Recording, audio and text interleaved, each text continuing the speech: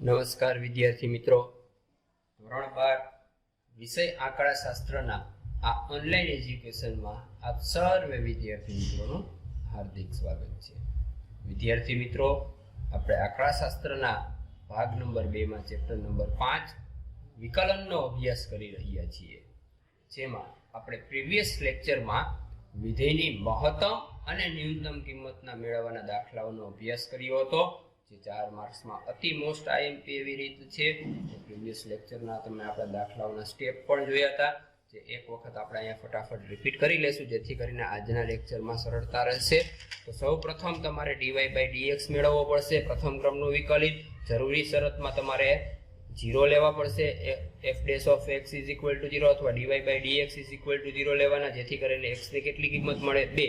એ બંને કિંમતો બીજા ક્રમના વિકલનમાં તમારે મૂકવાની વારાફરતી, એટલે તમને એમાં કિંમત મૂકશે, એક માઇનસ મળશે, એક પ્લસ મળશે. સેમ -18 આવતો +18, -12 આવતો +12 મળશે તમને. ત્યારબાદ જો માઇનસમાં જવાબ આવે તો અહીંયા વિધેય મહત્તમ હોય, અને પ્લસમાં કિંમત આવે તો એ વિધેય આપણને ન્યૂનતમ કિંમત આપે. આ બંને x ની કિંમતો તમારે રકમમાં મૂકી દેવાની, જેથી કરીને તમને મહત્તમ અને ન્યૂનતમ કિંમત મળી શકે વિદ્યાર્થી મિત્રો. તો એના પછી એક નેક્સ્ટ વિશિષ્ટ દાખલો આ જ રીતમાં જોઈએ. ઉદાહરણ નંબર 26 તમને આપેલ છે, પેજ નંબર 186 ઉપર. એમાં એવું કીધું છે y is equal to x નો ઘન -2x નો સ્ક્વેર -4x -1 હોય તો વિધેયની મહત્તમ અને ન્યૂનતમ કિંમત મેળવો. આવું તમને કીધેલું છે, બરાબર. આના ઉપરથી તમારે દાખલાનો અભ્યાસ કરવાનો છે. તો જોઈએ આપણે સૌ પ્રથમ અહીં રકમ આપેલી છે, y is equal to x નો ઘન -2x નો સ્ક્વેર -4x -1. પ્રથમ ક્રમનું વિકલન એટલે કે dy/dx મેળવી લઈ બાળકો આપણે અહીંયા. તો 3 × 3x નો સ્ક્વેર -2 × 4x અને 4 × 4 અચળ સંખ્યાનું વિકલન 0. શરત અનુસાર dy/dx is equal to 0 લેતા, તો 0 is equal to 3x square -4x -4.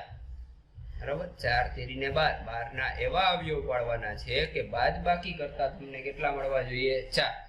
6 2 ને 4, માઇનસ પ્લસ, મોટા ને મધ્યમ પદની નિશાની, એના કરતા વિરુદ્ધ નિશાની.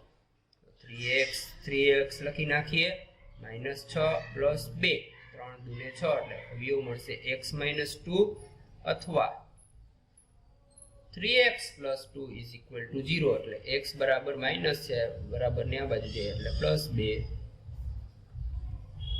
આ પ્લસ છે ઓલી બાજુ જાય એટલે માઇનસ, અને આ ગુણાકારમાં આ બાજુ આવે તો ભાગાકારમાં. x ની બે કિંમતો તમને મળે, જે અહીંયા આપણે મેળવી લીધી x ની બંને કિંમતો.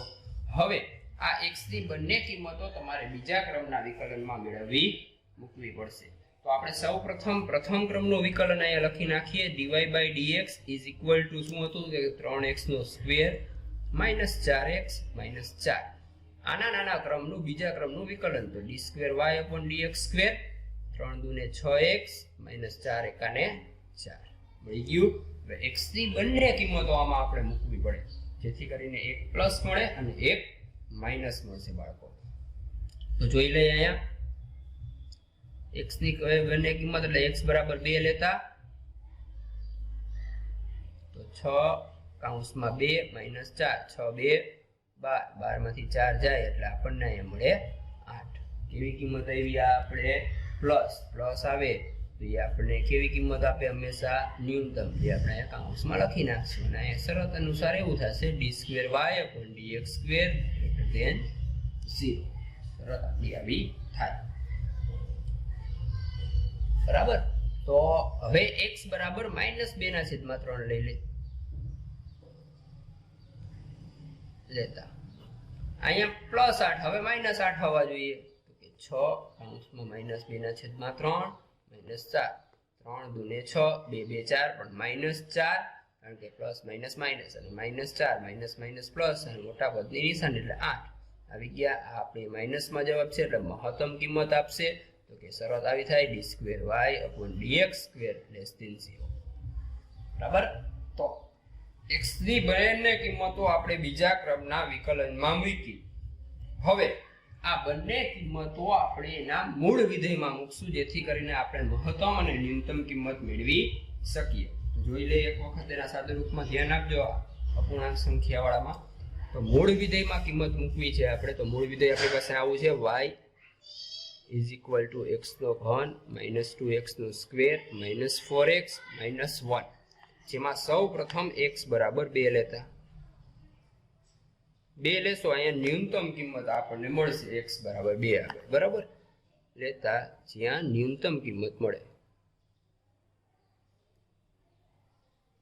ઉલ્લેખ ન કરો તો પણ ચાલે, છેલ્લે આમ કરીને લખવું પડે, ઉલ્લેખ ન કરે તો y ઇઝ ઇક્વલ ટુ 2 નો ઘન માઇનસ 2 કૌંસમાં 2x ની જગ્યાએ જ્યાં x દેખાય અહીંયા આપણે 2 મૂકી દઈએ.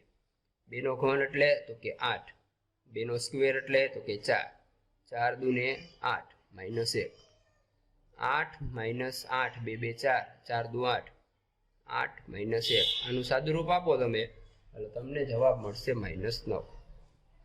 મળી ગયા ન્યૂનતમ કિંમત. આ તમારી કેવી કિંમત? ન્યૂનતમ. હવે 1/2 આગળ, સોરી માઇનસ 2/3 આગળ વિધેય ની મહત્તમ કિંમત મળે, જે આપણે મેળવી લેશું.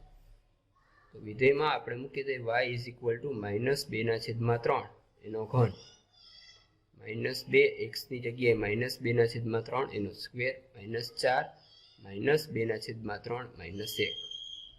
માઇનસ 2 નો ઘન એટલે માઇનસ 8, 3 નો ઘન એટલે 27,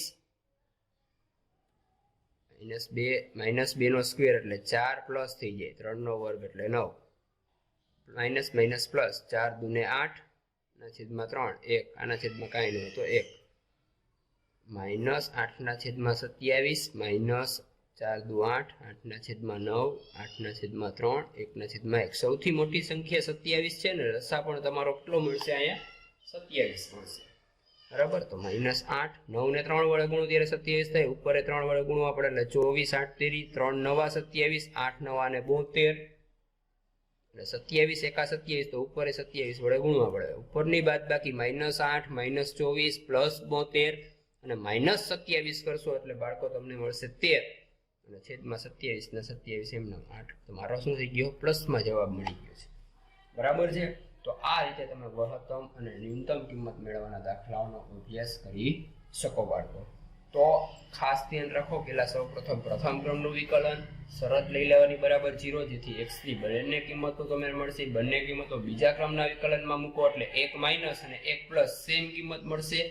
બંને કિંમતો મળી ગયા, એમાં પ્લસ કિંમત ન્યૂનતમ કિંમત આપે અને માઇનસ કિંમત આપણને કેવી કિંમત આપશે? મહત્તમ કિંમત આપશે.